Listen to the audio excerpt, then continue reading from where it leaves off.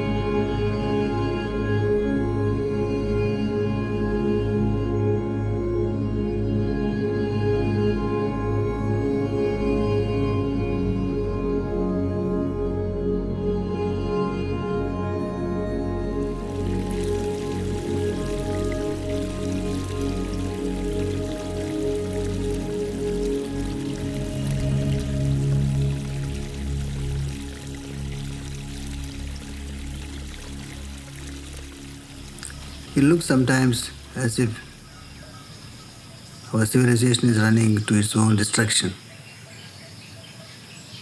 And we see such a kind of historical situation where many civilizations died. But I believe we are growing. Consciousness of the people to who they are seems to be increasing through the various calamities, oppressions, painful experiences. And I believe there is a guiding spirit that is running the show. It does seem to be that we're in a time of a failing civilization where the fabric of society starts to fall apart and we start to lose people and species. And it might not be the first time, it probably isn't the end of the world, but maybe an ending of what we have known and what we've considered to be a highest kind of civilization. And I think it's a wonderful time to start to let the mind open to understand the directions that we've been going in have crashed. And feeling the pain of that can help turn around, open the mind, and really feel the need for connection. One can take it tragically as negative as possible, but one can also look at it more positively. Anyway, we all have to die one day. But the purpose is not just to maintain a long life. The purpose is to grow in our consciousness of who we are, our dignity, our worth in the overall connection to the whole creation, whole universe, with God, with oneself. I think if we have to look at that perspective, only we can really go forward. We have already made very costly mistakes because of this rather rather selfish approach to life. And so we have caused disasters, we have caused a lot of ecological damage to the environment and to human relationships. We are degrading human relationships more and more. And all that is happening because of this basic approach, which is not good. But once you start turning it around, then you find that you will find solutions to rectify the mistakes we have made and help the environment too, both the environment in terms of nature, but also environment in terms of society. In a founding kind of article of capitalism, there's a strange, honest appraisal of the human being. Like just before we're about to dive into the capitalist experiment, it's actually written out how this works. And it's somewhere wanting to have someone else do what seems to be hard work, what seems to be unvalued work for me. So some form of slavery, basically. And that's considered to be a heavenly realm if someone else does the hard work and I just pay them for it. And further in this founding kind of document explanation of what capitalism is, it's a clear description of how unsatisfying it is. Especially for those who don't have the money, who are looking up to those who do have the money, and destroying, letting go of, devaluing what we do have of value in terms of human connections and health and contentment, the chance to be myself, to be in touch with life, giving up all of that in the pursuit of having money that might get me into heaven. And the same person who saw all of that, launched capitalism.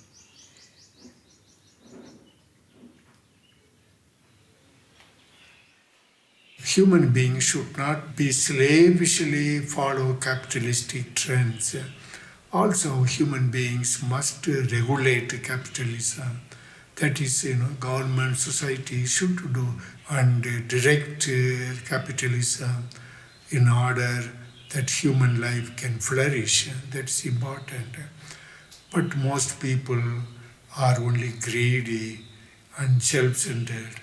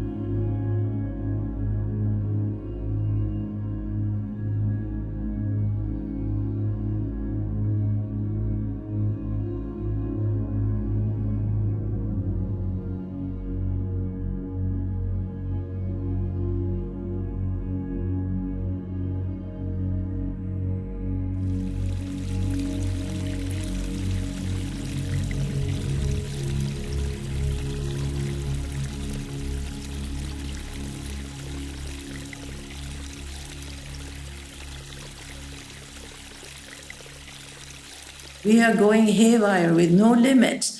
Whatever it is, before it used to be you had to go to the store. Now you can sit in the home and order online. And all this contributes to a herding instinct that doesn't allow you to think for yourself, to discriminate. Do I really need this? We don't even ask that question. Do I really need this? We don't even ask that question anymore. So on one hand, we have been claiming the individual is more important. On the other hand, we have not lost this kind of blind herding instinct. An inneren Denkstrukturen hinter diesen Verhaltensweisen steckt zum einen Verblendung, Nichtwissen, wie Buddha es nannte. Das heißt, wir erkennen nicht, dass wir so geprägt sind, dass uns Triebe und Neigungen leiten.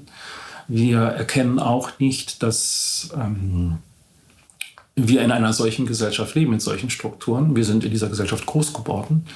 Wir sind so erzogen, wir sind sozialisiert und individualisiert. Und den Abstand dazu zu bekommen, dass man sozusagen seine eigenen Strukturen betrachten kann, ist ein gehöriger Schritt, den man machen muss. Es ist so wie der Fisch, der aus dem Wasser steigen müsste, um zu sehen, was ein Meer oder ein Ozean ist. Und deswegen ist es sehr schwer. For one thing, there is a sense of comfort in ignorance. They're very comfortable in their normal routine. They're very comfortable in their ignorance.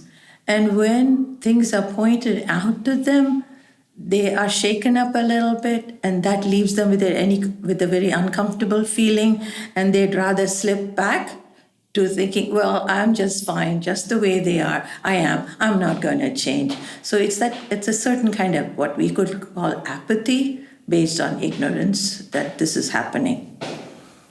Warum bilden Menschen so häufig und so schnell Vorurteile? Nun, ein wesentlicher Grund dürfte sein, dass das mit unserer Wahrnehmung zusammenhängt.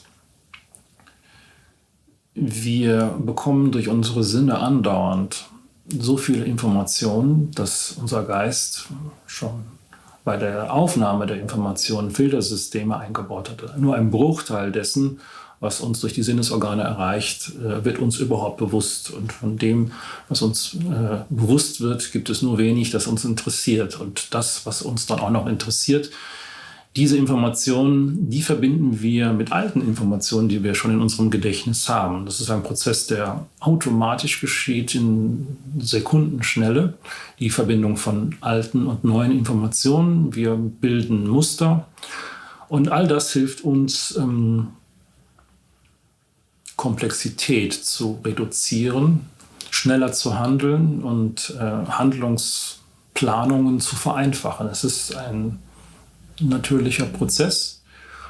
Und die entscheidende Frage ist dann natürlich, wie gehen wir damit um?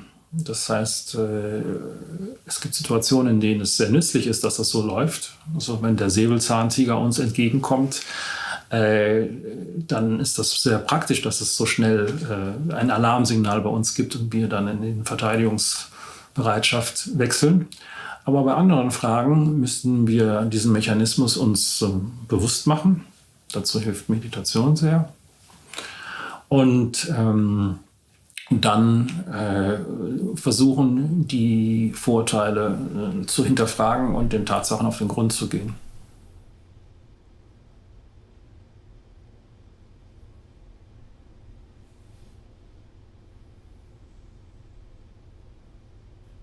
Thành thử từ thời xưa thì con người cũng tạo ra cái đời sống qua cái tâm thức của con người.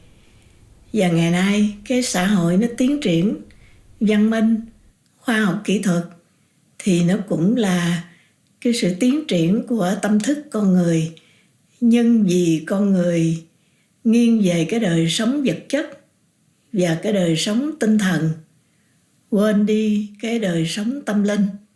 Thành thử cái sự tiến hóa văn minh của con người nó bị thiên lệch.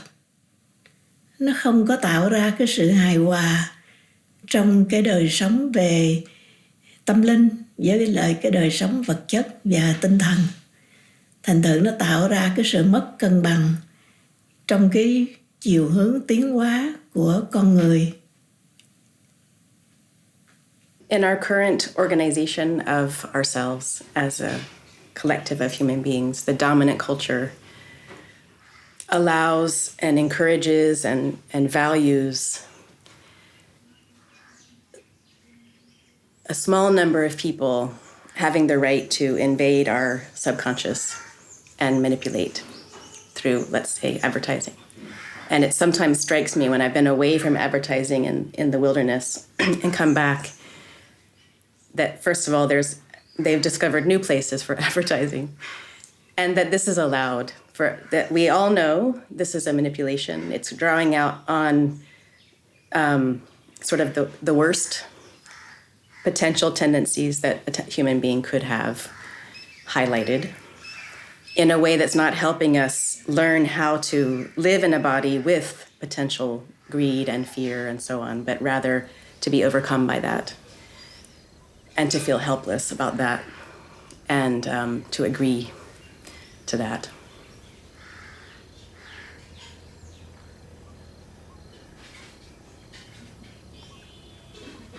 I think of the way movies are made. All they want to do is make a movie that lots of people want to come to. And the best way to do that is through sensational violence, sexuality, destructiveness, disintegration, kind of plucking on our strings of shock and fear and trauma. And we also do go to those movies. So there's not someone who is with an overview and who is valued by us, who sees these are role models now for the young ones. These are also what the elders are comparing ourselves to, that we should look like someone who doesn't actually look like that kind of thing. So it's kind of inviting despair.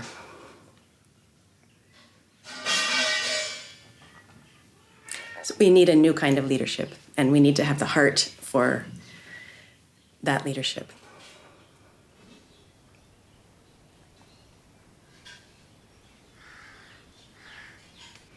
We're so busy that we forget to love life and be inspired from a love of life and a wonder to really be here.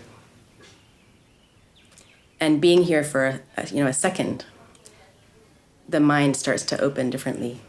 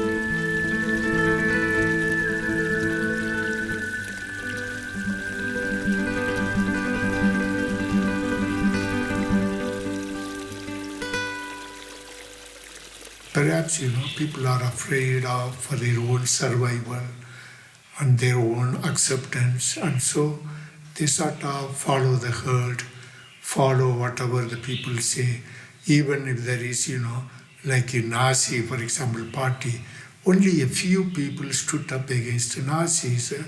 Most of them simply followed the party, and they kept quiet even when they knew they were wrong, the party was wrong, Nazis were wrong, but they kept quiet because, they are afraid of for their own survival, for their own well-being, for their family's well-being.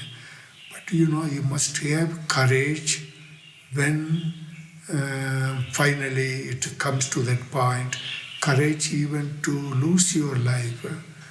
That is not easy, you need great courage. The reason why people don't have the courage to stand up for some intuition they might have that could affect their life, I think it's a lot to do with the fact that we're not living in an island, we're not living alone, but we're relating to the people around us.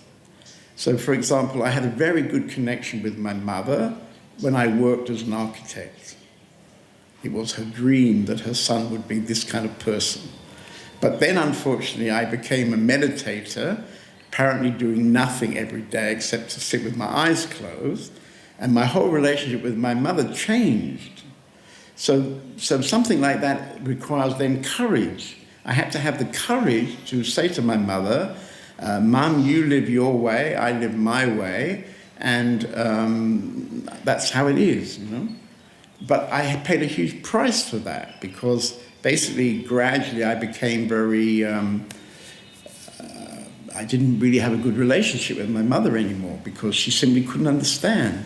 How can her wonderful son who was going to be an architect, how could he give all that wonderful life up and become somebody who she didn't really understand anyway what I was doing? What is meditation? Some kind of strange spiritual religious stuff. You know? So in a way I had to be ready to lose my mother, which actually happened basically. When you see the growth of the person, the consciousness of the person growing, initial stage, we just want to identify ourselves with the parents, with the family, traditions, with the country, with the religion in which we are born and brought up. And we like to, since we depend on the parents, we depend on the elders, we like to please them. We want to be acknowledged by them. We need their help. And they are very happy to instruct us in their own way. What's happening in the common culture in which I am recognized, I am somebody, I am important. If everybody is having some machines, and if I have also, I am somebody. So my identification is in following the crowd initially. And unfortunately, most people remain at that stage. But when problems come, difficulties come, your life corners you, prolonged sickness, what you wanted is not got. Maybe some theft that happened. Maybe you are cheated by your own best friends. And your expectations are thwarted. Things are not happening as you think it should happen to you. Then one can become very frustrated, go into drugs, go into forget their pain, because they want it their own way, but it's not happening. So they're very angry with God, angry with people, angry with the society, angry with themselves. They can go into the self-destruction way. Many do that. Many men are doing that. Big people with responsible places, but internally they are nothing. So they can make themselves important by doing a lot of things, doers. Or they can try to make themselves important by accumulating a lot of things, having or doing. But how much they can have, it has no limit. It cannot go on. How much they can do, body will not allow so much. So they face now and then the real acute pain inside. And that could be actually an opportunity for them to seek guidance and realize, to come into being who they are. Whether you are having is not going to give satisfaction, doing is not going to give satisfaction, but being of realizing who you are. So you need to talk to somebody, you need to look into yourself, you need to definitely seek guidance. You cannot solve the problem by yourself. You need counseling, proper counseling with a spiritual perspective. Ultimately, the things changes into positive and you realize everything has happened for good. It makes me go beyond my ego self to embrace the whole world as my own. And then whatever happened, you take it as a blessing. It has helped you to think, to come out of your egoness. So this is the process everybody has to go through. Everyone has to go through. The most important thing that I found most helpful for most people, including myself, to have the courage and confidence to let a question come. Maybe not in words, but like, what about, is this the only way? Maybe there's another way, some kind of shift. Or just simply like, oh, here I am. I can feel I'm sitting in a seat. And that feels different. That feels better. What helps that the most, I find, is friendship, where there's a real sense of meeting, letting each other, with respect, letting each other be ourselves, and not needing to pretend. We need to analyze ourselves and to correct our own attachments, our demands, then we keep growing. Basically, the problem in the world is so much violence, so much suffering, sickness, is because we are not aware of our own inner worth.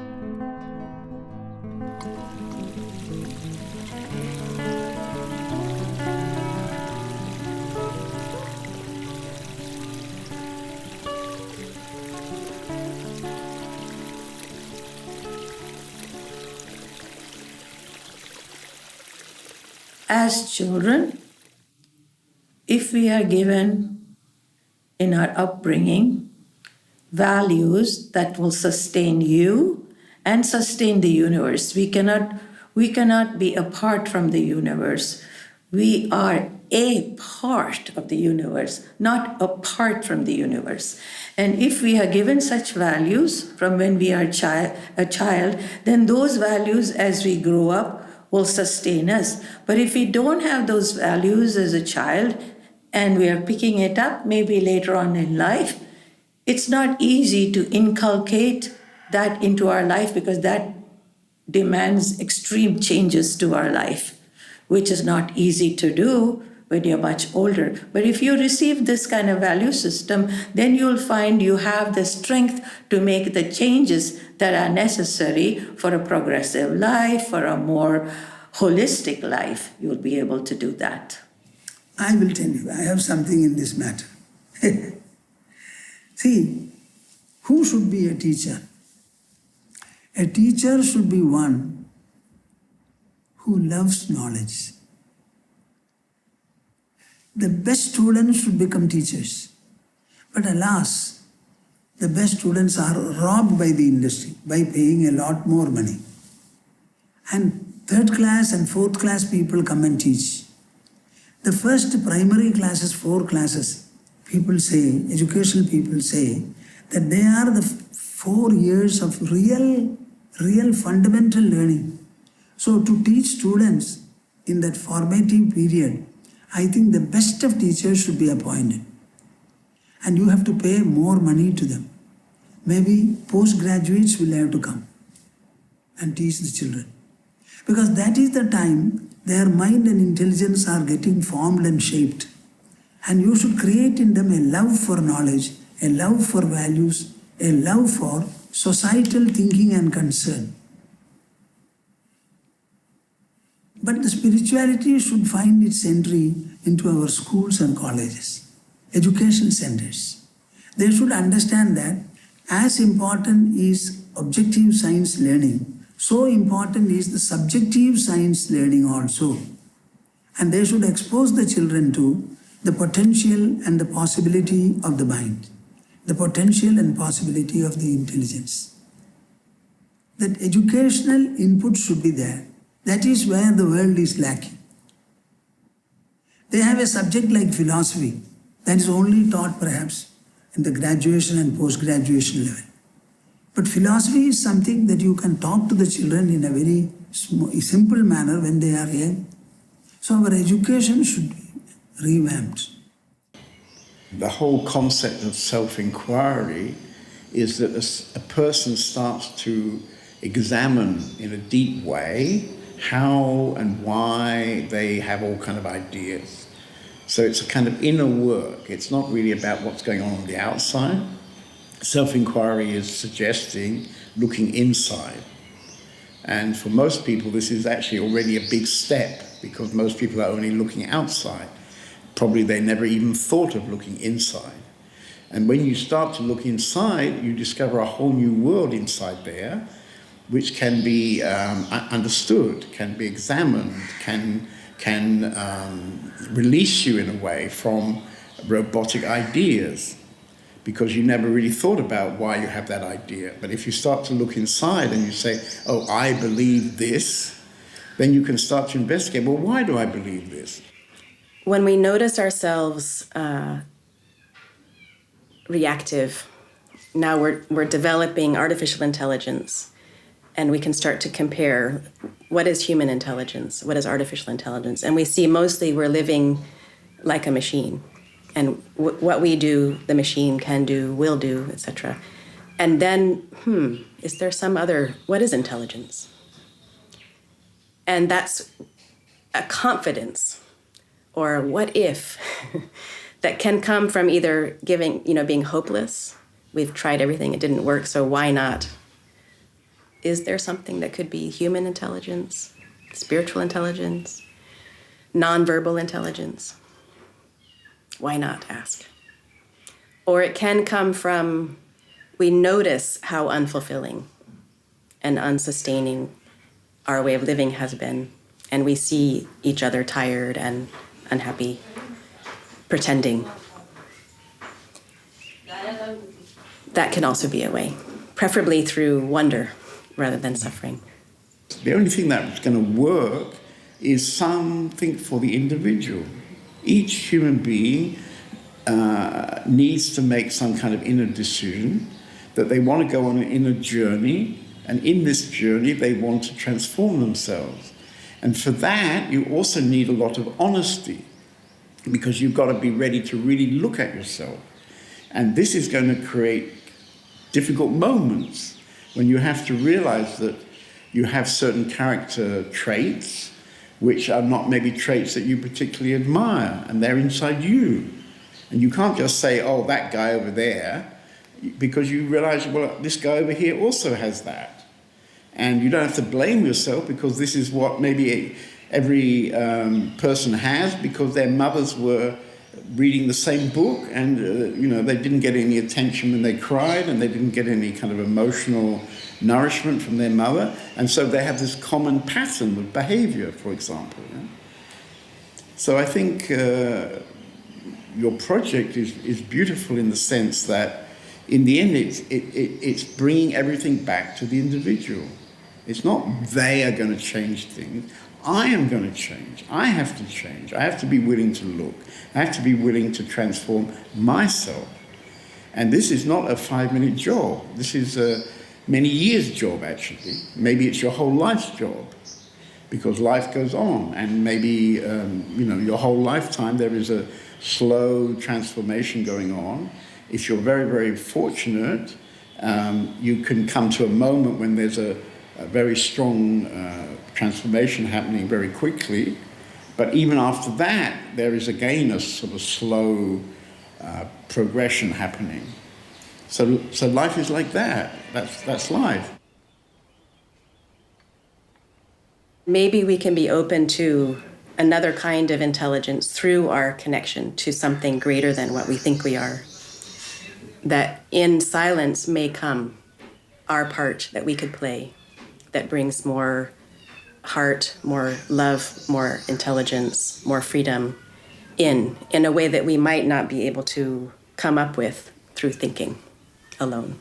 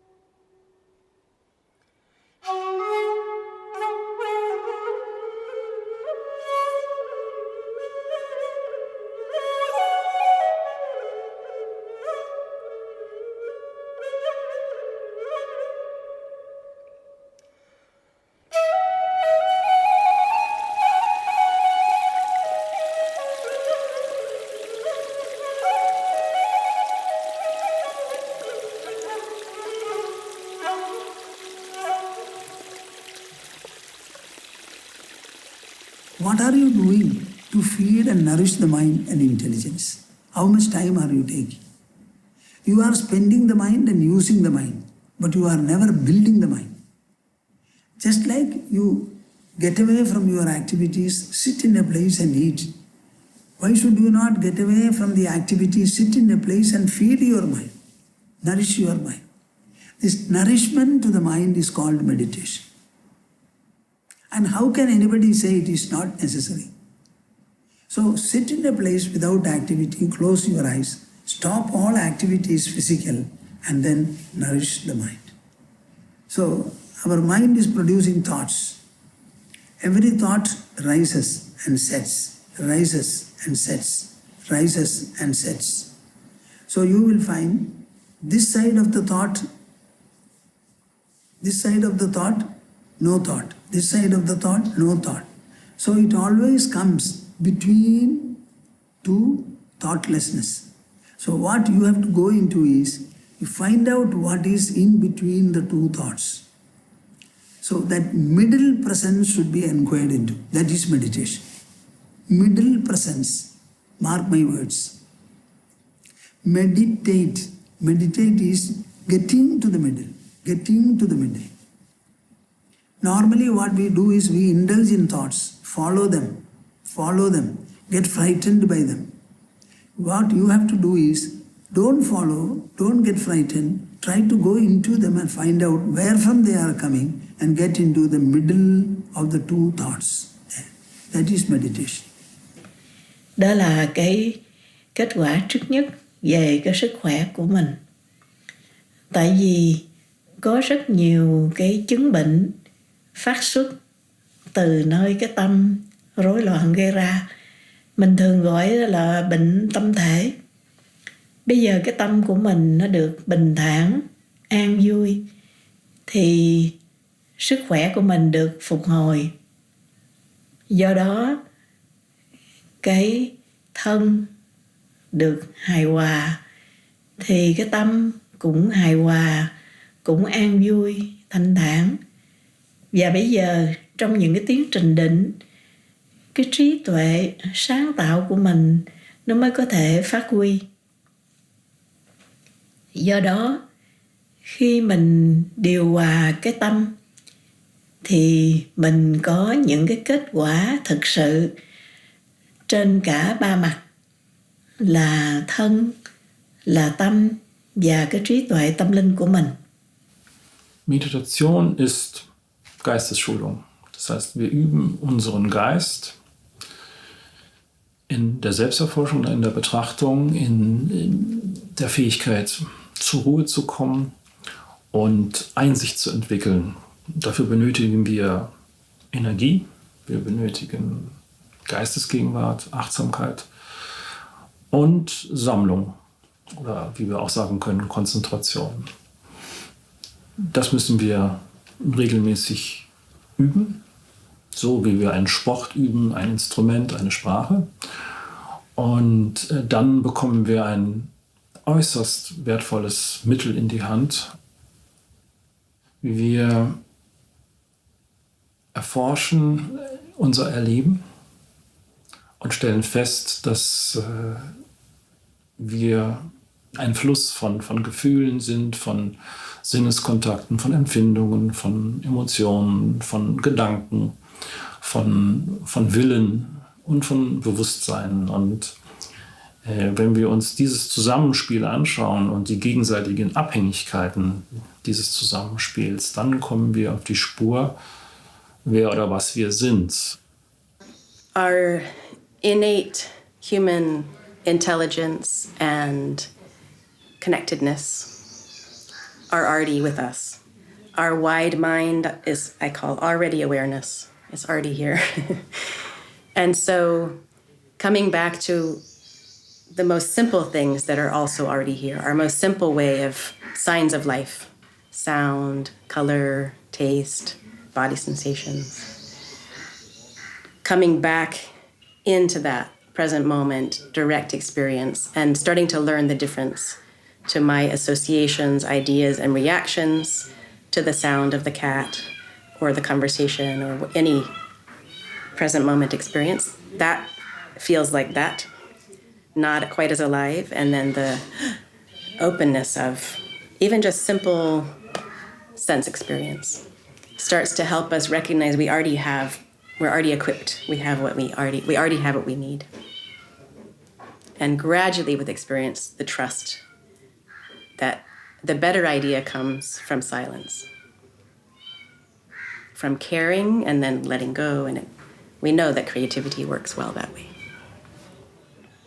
But there's no doubt that there is the possibility that any individual, if they are ready to go on a kind of journey, and this is an inner journey, if they're ready to go on this inner journey, which might well start with meditation, then the end result of that after so many years can be a dramatic kind of transformation in the quality of daily life. I wouldn't even think of myself as sometimes happy or sometimes unhappy, because I would say that in my daily life I'm functioning at a level beyond happiness. So the idea of being happy or unhappy simply doesn't really arise. When I was younger, for example, I was very interested in love, and I'd been led to understand that love comes from somebody. So I was going to parties, going dancing, whatever it was, where I could meet somebody who would be a nice woman, and this nice woman would bring me love. And sometimes I was lucky, and sometimes wasn't lucky, but I was always looking on the outside for this person who could bring me love. And this idea was the idea that I had grown up with naturally in my family, because my daddy and mummy, they were apparently in love. So I was taking, in a way, a very strong conditioning from how I saw my parents. And then, of course, my friends, they were also looking for a partner. And it seemed the whole game really was to look for a partner who would bring you love. And, of course, if you found somebody, then you basically were going to be saved. You were kind of saved. And your whole life would be wonderful. And, of course, this is represented by this moment in the church, where the woman's wearing a beautiful white dress and the man is maybe wearing a bow tie, and they put the rings on each other, and this is somehow the peak of human possibility. This is going to be happiness forever, love forever. And of course, unfortunately, if you're a slightly sensitive human being, you discover that's not really working very well. For myself, with meditation, the main thing that comes to mind is a feeling love of life.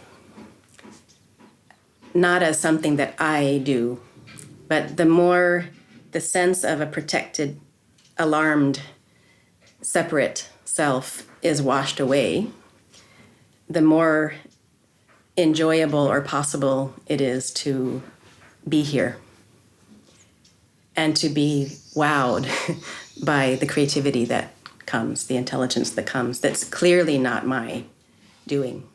So it's a receiving that I feel gratitude for. I think through meditation, a feel for and a love of meeting, where it's not sort of roles or rules, but enough relaxation and maybe even trust or courage of like, what about just being here? And then it feels like what happens comes from all of us in a group.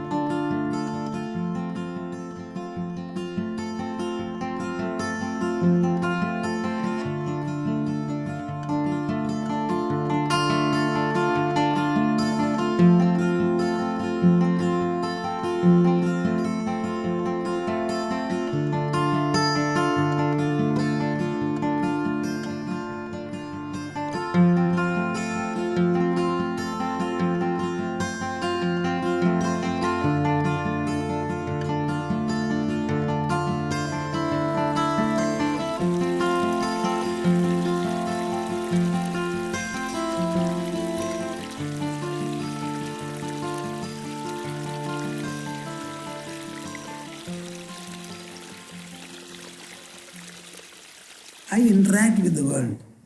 Is the world the focus or I the focus? I see the world. I interact with the world through my senses. So the interaction is solely based on oneself, and that too inside the body. When you are able to know this, you get solutions for everything in this world. Your interactions become far easier, lighter. You become relaxed, and the mind gets freed from the constrictions, from the load. When the mind is relaxed, it is able to apply itself in full measure to your activities. So instead of one person's job, you will be able to do two persons' task. So it is always to make life easier, lighter, more comfortable, and mark the words, more fulfilling. There was a profound sense of inner nourishment which didn't depend on somebody else. It didn't depend on something else.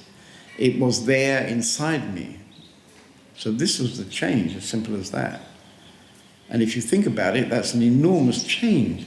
If everybody was living with a sense of self-satisfaction, then all this stuff that's happening wouldn't be happening, actually. It's happening because people are trying to get something from the outside to get some sort of satisfaction inside. The structure of the mind will change. The functions of the mind will change. The mind, instead of complaining and feeling always weak, weak, weak, the same mind will start saying, I am strong, strong, strong. And everywhere we are interacting, you will be able to interact even in situations previously you used to shudder in. So the confidence for interaction will come. Then interactional impacts every time, they generally create stress, strain and tension. The tension and stress are subjective, interactions are objective. Am I clear? So the subjective tension you will be able to assimilate. So every interactional impact, you will always overwhelm them. Nothing will overpower you. You will not become a slave of the world. You will become a master or a mister of the world.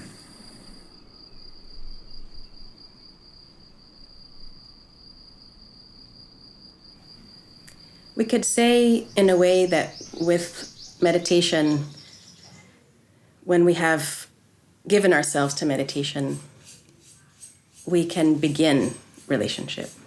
Before that, we were really in just reactivity with my own patterns. And when with meditation, there starts to be, it's less about me, and there can begin relationship.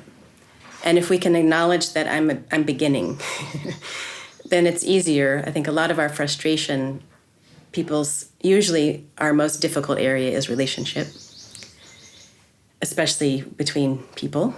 There's also other kinds of relationship, also difficult, but between people especially, it's a big challenge for most people. If we can acknowledge we're beginning and we have a lot to learn, then it may be possible that some new styles of living come about. And so I find that there's more space to cross what I thought were limits. If in relationship, inwardly I had no permission to say this is what I need, then it becomes possible that it just comes out of my mouth that this is a need. And that's just simple. It's not a demand, it's not a bargain. You don't have to fulfill it, but this is a need, that kind of thing. And in terms of more than one-to-one relationships, I kind of leave that to other people to feel for themselves if they feel anything. But what's cool is it's not my sort of business, it's not my interest. We might think, we look, oh, someone who's a meditation teacher must be so special. And gradually through meditation, what washes away is specialness and a feeling of an urge towards specialness. And so then it's not up to me whether I am being helpful. But it does, again, cross lines where I'm a shy person. And so it's kind of hilarious that one of the things I do is frequently give public talks.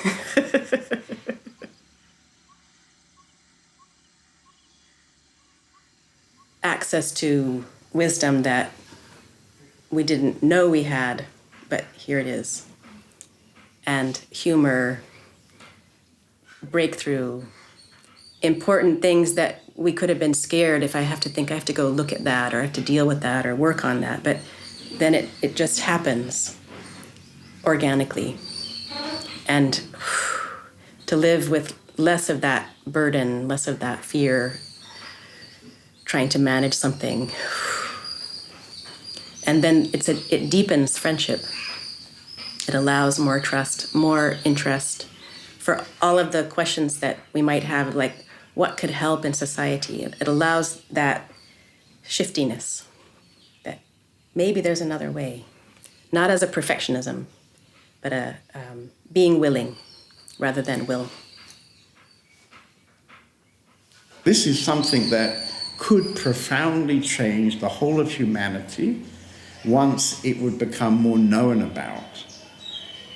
Everybody knows how to drink a glass of beer. If everybody knew how to do the inner transformation, which of course is never taught in school, meditation is probably never taught in school.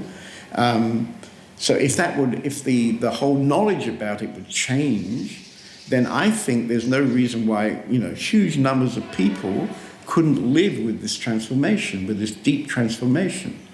And this then would lead to an enormous change in the way that humanity lives. It would profoundly change the way humanity lives. And probably, this is the only way that true change is ever going to happen. Thì từ cái nền tảng là cá nhân, chúng ta sẽ đi tới kết quả là ảnh hưởng đến nhân loại.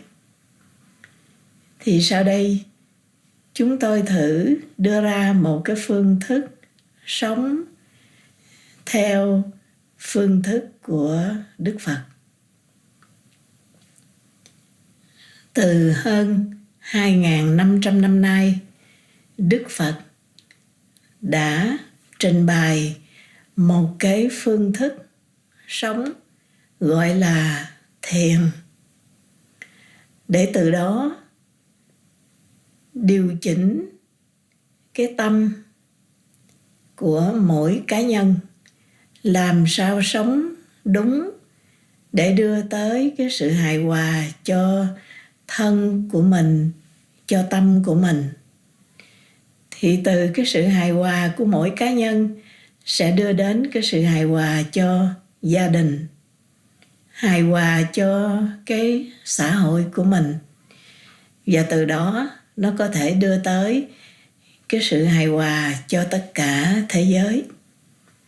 Đó là đứng trên cái chỗ đứng, xây dựng từng cá nhân để đưa tới xây dựng cái tập thể cho đúng.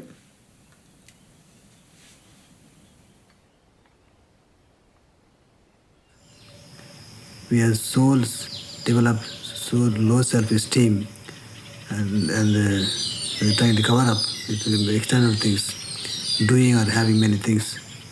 We go into ourselves to the being, who am I? Realize we are all divine.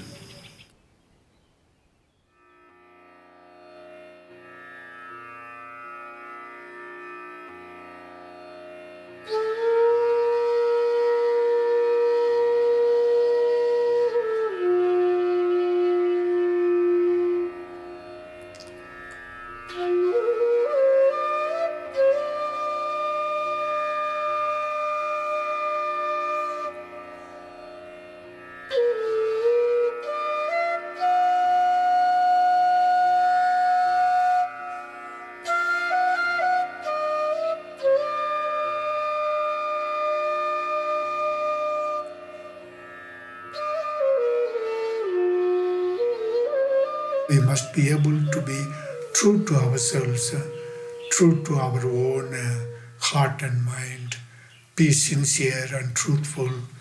At the same time, we must also learn to care for each other, care for the world. Otherwise, we'll be destroying ourselves. Maybe not in the present age, but in the future age, we'll be sort of leading to destruction and ruin. And so we have to be responsible for the future also. And at the same time, we must also have a spiritual dimension. Religious or spiritual dimension of our life. Otherwise, we are too much worldly, too much individual, too much caught in with our own survival. That will not do, you see. We must learn compassion. We must learn sort of love. We must learn selflessness. These are all, we are born with all those things. It's nothing new, but we need support. We need a community. We need some leaders to help us. Okay. Good. That's enough.